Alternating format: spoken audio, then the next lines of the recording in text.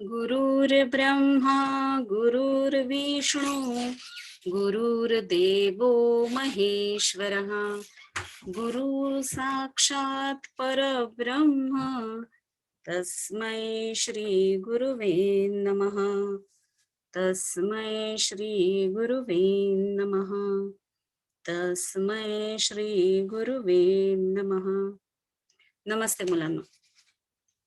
आज ही खास करून प्रार्थना घेण्याचं कारण म्हणजे आज आपण माझे शिक्षक व संस्कार हा लेखक शंकरराव खरात यांचा पाठ शिकणार आहोत.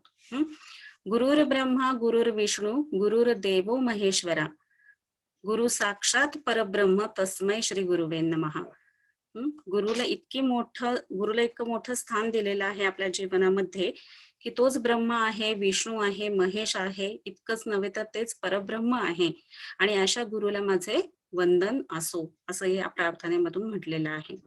माझे शिक्षक व संस्कार. शिक्षक शिक्षा अर्थात पनिशमेंट नाही, शिक्षा ज्ञान देणारा. तर असा तो शिक्षक आणि या शिक्षकांच्या संगतीमध्ये जेव्हा तुम्ही असता तेव्हा त्या शिक्षकांकडून नकळतपणे तुमच्यावरती काही संस्कार घडत असतात. म्हणजे शिक्षक हा फक्त ज्ञान देण्याचंच काम करतो असं नाही, तर त्याच्या वागण्यातून, त्याच्या बोलण्यातून, बिहेवियर मधून तुमच्यावरती नकळतपणे संस्कार घडत असतात. आणि शंकरराव खरात यांच्या बाबतीत जे अनुभव आहेत ते 2 अनुभव त्यांनी असे मांडलेले आहेत की जे आयुष्यभर ते विसरू शकणार नाहीत आणि ज्यामुळे त्यांचे शिक्षक हे कायम स्वरूपी त्यांच्या लक्षात राहिलेले आहेत. अशा शिक्षकांविषयीच्या ज्या त्यांनी 2 आठवणी सांगितलेल्या आहेत त्या आपण या पाठामध्ये पाहणार आहोत. आणि शिक्षकांचं आपल्या आयुष्यामध्ये किती मोलाचं स्थान आहे, महत्वाचं स्थान आहे आणि त्यांनी केलेले संस्कार हे आयुष्यभर पुरून उरणारे आहेत. हे सगळं आपल्याला या पाठामध्ये शिकायचं आहे. एकदा असं घडलं मुलांनो की परमेश्वर आणि गुरु असे दोघेही सामोरे आल्यानंतर वंदन कोणाला करावा असा प्रश्न पडला. तर प्रत्यक्ष परमेश्वरानंच सांगितलं की आधी गुरुला वंदन कर, कारण माझं ज्ञान करून देणारा सुद्धा गुरुच आहे. त्यामुळे गुरुचं स्थान हे फार मोठं आहे, फार मोलाचं आहे. आणि हेच स्थान या पाठामध्ये पाडण्याचा प्रयत्न केलेला आहे. पहा, पण तत्पूर्वी मी तुम्हाला काही सूचना देऊ इच्छिते. तुम्हाला जे मी 2 असाइनमेंट्स दिलेले आहेत, गृहपाठ दिलेले आहेत मुलांनो. गृहपाठ 1 आणि गृहपाठ 2. हे जे 2 गृहपाठ दिलेले आहेत म्हणजे असाइनमेंट्स दिलेले आहेत ते तुम्हाला उद्या 2 तारखेला सबमिट करायचे आहेत. अर्थात जी मुलं शाळेत येत आहेत त्यांनी शाळेतच द्यायचं आहे. पण जी मुलं शाळेत येत नाहीत त्यांच्या कोणत्याही एका पालकांनी 9 ते 10 सकाळी 9 ते 10 9 AM to 10 AM मध्ये सबमिट करायचं आहे. आणि तुमची जी ओरल होणार आहे, तोंडी परीक्षा जी होणार आहे, अर्थात ती शाळेतच घेतली जाणार आहे तोंडी परीक्षा. तर त्या तोंडी परीक्षेसाठी तुम्हाला विषय देण्यात येत आहे माझे आवडते झाड. ते जीवनदायी झाड आपण शिकलेलो आहोत. त्यावरून मी तुम्हाला माझे आवडते झाड हा विषय दिलेला आहे. पण तुम्ही इयत्ता 9वी मध्ये आहात तर तेवढ्या दर्जाचं तुमचं ते भाषण असलं पाहिजे. तोंडी परीक्षेसाठी आपण भाषण आणि संभाषण घेणार आहोत. तर याच्यासाठी माझे आवडते झाड याविषयी तुम्हाला बोलायचं आहे. 1 मिनिटापेक्षा जास्त भाषण असता कामा नये आणि इयत्ता 9वीचं मूल भाषण देत आहे असं त्या भाषणावरून वाटलं पाहिजे. व्यवस्थित भाषेचा वापर करायचा आहे. आणि मग तुम्ही जो काही विषय मांडलेला आहे त्याच्यावरतीच मी तुम्हाला 2-3 प्रश्न विचारेल, त्याची उत्तरं तुम्हाला संभाषणासाठी द्यायची आहेत. आता आज मी तुम्हाला हे सांगते आहे तेव्हा मंगळवार बुधवार असं 2 दिवस तुम्ही तयारी करा आणि मग गुरुवार आणि शुक्रवार, थर्सडे आणि फ्रायडे या 2 दिवसामध्ये आपण तुमची तोंडी परीक्षा घेऊयात. ठीक आहे. आता आपण इथे जर मी मुलांनो माझे शिक्षक व संस्कार हा जो पाठ आहे तो शिकण्यापूर्वी त्याच्यामध्ये जे काही टिपा आहेत त्या आपण पाहूयात. आधी स्काउट. स्काउट शारीरिक शिक्षण देण्याचा एक उपक्रम. दमा एक रोग, श्वास लागणे, अस्थमा. कुदळी टिकाव माती खणण्याची हत्यार आहेत ही. वाफा. वाफा म्हणजे चौकोनी बागायती शेतजमीन. रेन मार्टिनचे ग्रामर. पूर्वीचे रेन व मार्टिन या इंग्रजी लेखकांचे व्याकरणाचे पुस्तक. तरखडकरांचे भाषांतर. पूर्वीचे तरखडकर या लेखकांचे इंग्रजी व्याकरणाचे पुस्तक, त्याचा अनुवाद. रहाट विहिरीतून पाणी काढण्यासाठी मोठ वर खाली आणावयाचे लाकडी किंवा लोखंडी चक्र, हे तुम्हाला माहिती असेल, पाहिलंही असेल तुम्ही. तुम्हाला पाठ व्यवस्थित समजावा यासाठी आधी ह्या टिपा दिलेल्या आहेत आणि ह्या टिपा तुम्ही वहीमध्ये क्लासवर्क मध्ये लिहायच्या पण आहेत. त्यानंतर कुस्तीचा फड, कुस्ती खेळण्याचा मातीचा आखाडा. शिमगा, होळीचा सण. धुळवड, धुलीवंदन, होळीच्या दुसऱ्या दिवसाचा एकमेकांना माती लावण्याचा किंवा रंगपंचमी खेळ. रंगपंचमी नाही म्हणता येणार याला, कारण धुलीवंदनला धूळ आणि होळी खेळल्यानंतरची जी राख शिल्लक राहिलेली असते तीच पाण्यात घालून खेळली जाते. आणि रंगपंचमी नावाचा एक वेगळा सण आहे ज्या दिवशी रंग खेळले जातात. नंतर तमाशा, पूर्वीची लोककला. मग गण, गवळण, लावणी, वग हे सगळं त्याच्यामध्ये असतं. वाक्प्रचार दिलेले पक्क्या पायावर उभे करणे, एखादे कार्य भक्कम पायावर निर्माण करणे, दरारा असणे, वचक असणे किंवा आदरयुक्त भीती असणे, समुपदेशन करणे, योग्य सल्ला देणे, उद्धृत करणे, सांगणे, बोलणे, हिरमुसला होणे, निराश होणे, माघारी जाणे, परत फिरणे, वाटेला जाणे, निघून जाणे, उपकृत करणे, उपकारात ठेवणे किंवा उपकार करणे. ठीक आहे.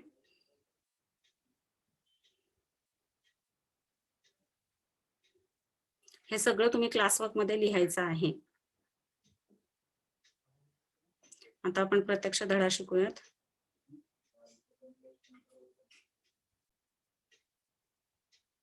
पहा, माझे शिक्षक व संस्कार. लेखक शंकरराव खरात, 1921 ते 2001. कथाकार, कादंबरीकार, लेखक. दलित चळवळीत सक्रिय सहभाग. दलित चळवळीत सक्रिय सहभाग म्हटलेले तुम्हाला माहितीये मुलांना की दलित वर्ग जो होता त्यांना अस्पृश्य समाज म्हणून ओळखलं जात होतं पूर्वीच्या काळी, आणि त्यांना कोणीही स्पर्श करत नसत. नंतर खालच्या वर्गातले, खालच्या जातीचे ते आहेत अशा प्रकारची हीन वागणूक त्यांना मिळत असे. आणि यानंतर मात्र अनेकांनी त्यांच्या मध्ये सुधारणा आणण्यासाठी, समाजामध्ये परिवर्तन आणण्यासाठी अनेक समाज सुधारकांनी प्रयत्न केले आणि मग मात्र याच्यामध्ये फरक पडलेला आहे. म्हणजे जात, धर्म याच्यामध्ये नंतर मात्र की धर्मभेद मानू नये, जातीभेद मानू नयेत, हे मात्र पुढे येत गेलेलं आहे. तर या दलित चळवळीत सक्रिय सहभाग. सक्रिय सहभाग म्हणजे नुसतं विचार मांडलेले नाहीयेत, तर प्रत्यक्ष कृती सुद्धा केलेली आहे. तडीपार, सांगावा, आडगावचे पाणी इत्यादी कथा संग्रह, झोपडपट्टी, फुटपाथ नंबर 1, माझं नाव इत्यादी कादंबऱ्या, तराळ अंतराळ हे आत्मचरित्र प्रसिद्ध. आत्मचरित्र, ऑटोबायोग्राफी. विद्यार्थी दशेत शिक्षकांकडून केल्या जाणाऱ्या संस्कारांचे महत्व प्रस्तुत पाठातून लेखकांनी व्यक्त केले आहे. विद्यार्थी दशेत म्हणजे विद्यार्थी अवस्थेमध्ये असताना शिक्षकांकडून केल्या जाणाऱ्या, विद्यार्थी कोणाला म्हणायचं? विद्या अर्जन करणारा. विद्या अर्जन करणारा म्हणजे विद्या घेणारा, ज्ञान मिळवणारा, त्याला म्हणायचं विद्यार्थी. आणि अशा विद्यार्थी दशेत म्हणजे विद्यार्थी असलेल्या अवस्थेत शिक्षकांकडून केल्या जाणाऱ्या संस्कारांचे महत्व प्रस्तुत पाठातून लेखकांनी व्यक्त केले आहे. म्हणजे जेव्हा तुम्ही शाळेत असता तेव्हा शाळेत असताना विद्यार्थी म्हणून शिकत असताना शिक्षकांकडून फक्त ज्ञानार्जनच तुम्ही करत नाही, ज्ञानच मिळवत नाही, तर त्याचबरोबर अनेक प्रकारचे संस्कार, छोट्या छोट्या गोष्टींमधून मोठमोठाले संस्कार हे तुमच्यावरती शिक्षकांकडून होत असतात. आणि त्यावेळेस तुम्हाला त्याची जाणीव असेल नसेल, परंतु नंतर मात्र पुढील आयुष्यामध्ये पदोपदी तुम्हाला त्या गोष्टींची आठवण येत असते आणि मग त्या दृष्टिकोनातून तुम्हाला शिक्षकांचं महत्व पटत असतं. पहा, मी माझी गावची शाळा सोडणार होतो. पुढील शिक्षणासाठी औंध, जिल्हा सातारा येथील हायस्कूल मध्ये जाण्याचा विचार करत होतो. तसे माझे प्रयत्नही चालू होते. त्यात यश मिळणार याची मला खात्री होती, विश्वास होता. म्हणूनच मी माझ्या शाळेतील एका शिक्षकाची भेट घेत होतो. शिक्षक पुल्लिंग, शिक्षिका स्त्रीलिंग. त्यांचा सल्ला, मार्गदर्शन मला मिळत होते. सल्ला, मार्गदर्शन, उपदेश, हितोपदेश, हिताचा कल्याणकारी उपदेश श्री हनुमंतराव देशमुख हे गावचेच रहिवासी म्हणजे तिथलेच राहणारे. आता इथे म्हटलेले पहा की त्यांचा सल्ला मार्गदर्शन मला मिळत होते. म्हणजे तुम्हालाही हा अनुभव असेल मुलांनो, की पदोपदी प्रत्येक ठिकाणी तुम्हाला शिक्षक हे सल्ला देत असतात, मार्गदर्शन करत असतात, हे तुझ्यासाठी योग्य आहे. गाईडलाईन तुम्हाला देत असतात की हे तुझ्यासाठी योग्य आहे किंवा हे वागणं तुझ्यासाठी योग्य नाहीये. या प्रत्येक गोष्टीमध्ये शिक्षकाची एकच तळमळ असते, ते म्हणजे आपला विद्यार्थी चांगला घडला पाहिजे. उद्या समाजामध्ये जेव्हा तो वावरणार आहे, तेव्हा तो देशाचा एक उत्तम नागरिक म्हणून वागला पाहिजे, जेणेकरून त्याला विचारलं पाहिजे की अरे कोणत्या शाळेत तू शिकलास, कोणत्या आई वडिलांचा तू मुलगा आहेस. म्हणजे आपल्या आई वडिलांचं, आपल्या शिक्षकांचं, आपल्या शाळेचं, आपल्या घराण्याचं नाव त्यानं उज्ज्वल करावं, ही एक साधी अपेक्षा असते. त्यांनी मला इंग्रजी तर्खडकरांचे भाषांतर शिकवले. ते तसे स्काउट मास्तरही होते. त्यांनी शाळेचे स्काउट पथक म्हणजे संघ पक्क्या पायावर उभे केले होते. भक्कम पाया त्याचा निर्माण केलेला होता. श्री कात्रे मास्तरांनी मला 4थीच्या वर्गात गणित शिकवले. गणित, मॅथ्स.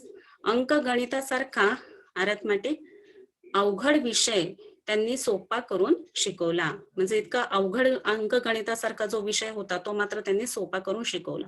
अर्थात ही पण काही शिक्षकांची हातोटी असते पहा मुलांनो, की जी गोष्ट अतिशय अशी अवघड आहे समजण्यासाठी, ती सोप्या पद्धतीने विद्यार्थ्यांपर्यंत पोहोचवणं किंवा त्यांच्या वयाचं होऊन त्यांच्यापर्यंत ती गोष्ट पोहोचवणं, ही एक कलाच असते की जी शिक्षकांना अवगत असते, प्राप्त झालेली असते, मिळालेली असते. आमचे कात्रे मास्तर अंगाने सडपातळ, दम्याच्या विकाराने त्यांना कधी कधी त्रास व्हायचा. कात्रे मास्तरांच्या घरी माझे वडील लाकडं फोडायला जायचे.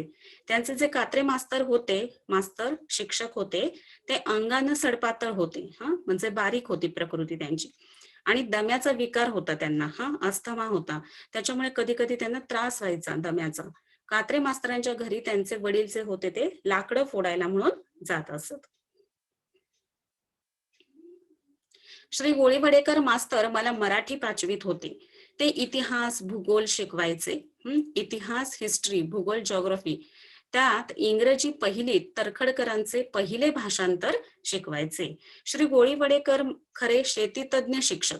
ते शिक्षक होते पण ते शेतीतज्ञ देखील होते. शेतीतलं बरचसं ज्ञान त्यांना होतं. अगदी तज्ञच होते ते त्याच्यातले, जाणकार होते. शाळेच्या बागा करण्यातच त्यांचं अर्ध लक्ष असे. शाळेच्या ज्या काही बागा असतील तर त्या कशा आपल्याला छान राखता येतील याच्याकडेच त्यांचं लक्ष असायचं, ध्यान असायचं. त्यात त्यांचा व माझा जवळचा परिचय झाला, ओळख झाली. अगदी जवळची ओळख निघाली. त्याचं कारण शाळेच्या बागा आमच्यासारख्या मुलांच्या जीवावरच तर उभ्या होत्या. यांच्या जीवावरच उभ्या होत्या म्हणजे काय, तर याच्यामध्ये हेच काम करणारे होते. कसं ते पहा. आम्ही मुलं वयानं तसंच हाडापिंडाने मोठाड. वयानं आणि हाडापिंडाने मोठाड म्हणजे वयही तसं आमचं मोठं होतं आणि हाडापिंडाने मोठाड होते म्हणजे शरीर यष्टी त्यांची चांगली धडधाकट होती. कष्टाच्या कामाला कणखर. पहा, कष्टाची जर कामं असतील तर त्याच्यासाठी अगदी ते कणखर होते, म्हणजे तयार होते. हे मात्र असलं पाहिजे मुलांनो. तुम्ही व्यायाम करून शरीर कमावलं पाहिजे. लोकमान्य टिळकांना सुद्धा तुम्ही जर त्यांचा सिनेमा पाहिला असेल किंवा त्यांच्याविषयी वाचन केलेलं असेल तर शरीर यष्टी कमावण्यामागे त्यांचं फार मोठं लक्ष होतं. आजकाल आपण पाहतो की मुलांना शाळेच्या ग्राउंडवरती एखादा राऊंड मारायला जरी सांगितलं तर त्याच्यातच तुमची दमछाक होत असते. तर हे होता कामा नये. आरोग्याला जे चांगलं आहे, पौष्टिक आहे अशा प्रकारचं खाणं असलं पाहिजे आणि त्याच बरोबरीनं व्यायाम असला पाहिजे. कष्टाच्या म्हणजे श्रमाच्या, मेहनतीच्या कामाला ते कणखर तयार असत नेहमी.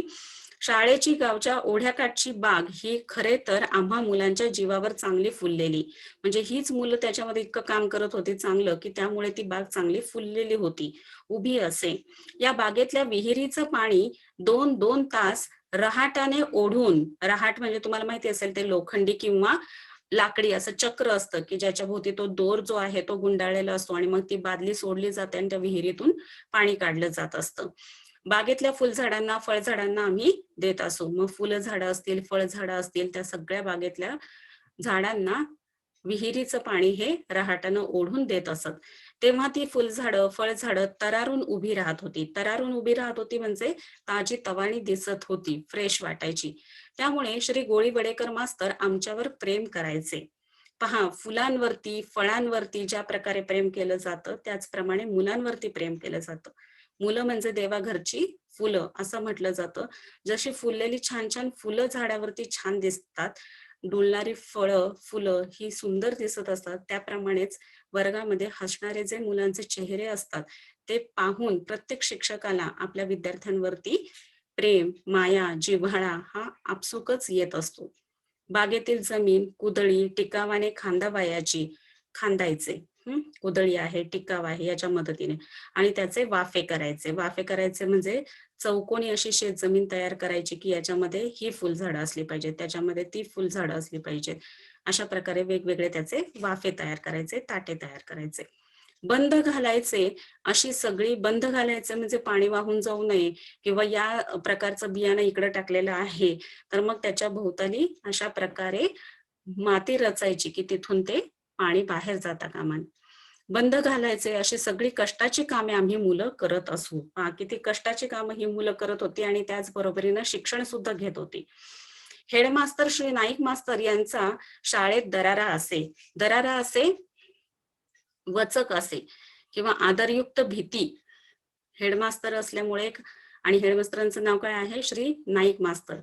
हेडमास्तर आहेत, तर त्यांच्याविषयी एक शाळेमध्ये दरारा होता, म्हणजे आदरयुक्त भीती होती किंवा वचक होता. तसे ते शिस्तीचे कडे भोगते, डिसिप्लिन, आणि त्याचे कडे भोगते होते, म्हणजे शिस्त फार कडक त्यांनी लावलेली होती. या शिस्तप्रिय हेडमास्तरांनी माझ्या शाळेला चांगलीच शिस्त लावली. शाळेची दुसरी घंटा होताच ते हातात छडी घेऊन शाळेच्या दारात थांबत. पहिल्याच घंटेला तुम्ही शाळेमध्ये सगळे हजर असले पाहिजेत. आता दुसरी घंटा वाजली आणि तरी मुलं आली नसतील, तर हातामध्ये छडी घ्यायचे मारण्यासाठी, आणि शाळेच्या दारात थांबत. अशा शिस्तीत मग कोण उशिरा येईल? त्या छडीला बघूनच सगळे घाबरणार, आणि कोणीच उशिरा येणार नाही. उशीर लवकर, विरुद्धार्थी शब्द. तर सगळेच लवकर येतील असा त्यांचा दरारा होता, असा त्यांचा वचक होता. श्री नाईक हे मला इंग्रजी चौथीत इंग्रजी आणि इतिहास शिकवत, इंग्लिश आणि हिस्ट्री. त्यात इंग्रजीचे रेन मार्टिनचे ग्रामर ते आवडीने शिकवत. ते सदानकदा विद्यार्थ्यांना समुपदेश करत, म्हणजे नेहमीच, सदानकदा म्हणजे नेहमीच, ते नेहमीच विद्यार्थ्यांना, स्टुडंट्सना, मुलांना चांगला समुपदेश, योग्य उपदेश, योग्य सल्ला देत असत. श्री रायगावकर मास्तरांसारखे ते कधीही इतर सार्वजनिक कार्यात पडत नसत. जी काही सार्वजनिक कामं असतील, सोशल इश्यूज असतील, तर त्याच्यामध्ये ते काही सोशल वर्क असेल, तर याच्यामध्ये ते काही पडायचे नाही. ते नेहमी आपलं आपण बरं आणि आपली शाळा बरी, हेच त्यांचं कार्य, हेच त्यांचं काम होतं.